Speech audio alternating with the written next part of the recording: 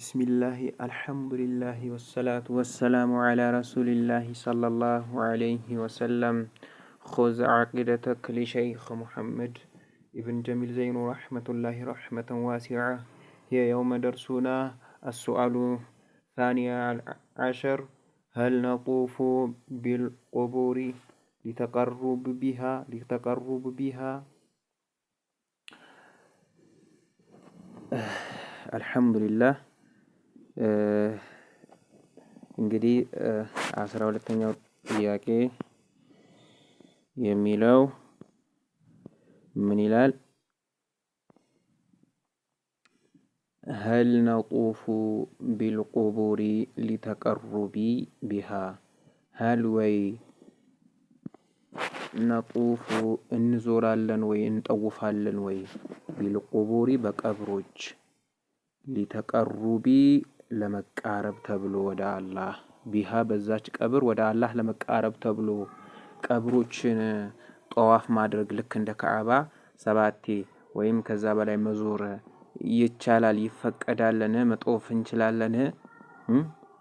አልነጡፉ እንጠውፋለን ቢልቁቡሪ ቀብሮችን ሊተቀሩቢ ለመቃረብ ወደ አላህ ለመቃረብ ቢሃ በዚች ቀብር ቀብሩን በመጠወፌ ወደ አላህ እቃረባለሁ። ልክ ሙስሊሞች ካዕባን እንደሚጠውፉት ሌሎች አካላቶች ሌሎች ሙስሊሞች በየሀገራቸው ባለው ቀብር ይጠውፋሉ ወይ ይችላሉ መጠወፍ ይችላሉ ወይ? ጀዋቡ መልሱ ላነጡፉ አንጠውፍም አንዞርም ኢላ ሲቀር ቢልከዕበቲ ካዕባ የጥንት ቤቱላህ ሲቀር ካዕባ መካ ላይ ያለችው ካዕባ ሲቀር። ለዚህም ቃለ አለ ተዓላ ከፍ ያለው ምን አለ አላህ ሱብሓነሁ ወተዓላ ወልየጠወፉ ይጠውፉት ይዙሩት ቢልበይቲ በቤቱ በአላህ ቤት አልዓቲቅ ጥንት የሆነው የድሮ ጥንት ታሪክ እንደሚያስሰው የአደም ልጅ ሺዝ ነው መሰረቱ እንትን ያለው። አላህ ደግሞ በሱረቱል በቀራ ኢብራሂምን ልክ ኢብራሂምን ወኢዝ በወዕና ለኢብራሂም መካነ በይቲ አላ ተጡፈ የአላህ ሱብሓነሁ ወተዓላ በሱረቱል በቀራ የኢብራሂምን እና እስማኤልን እንደገነቡት ከተናገረ በኋላ እንግዲህ እስከ ዛሬው ድረስ ሙስሊሞች ይጠውፉታል።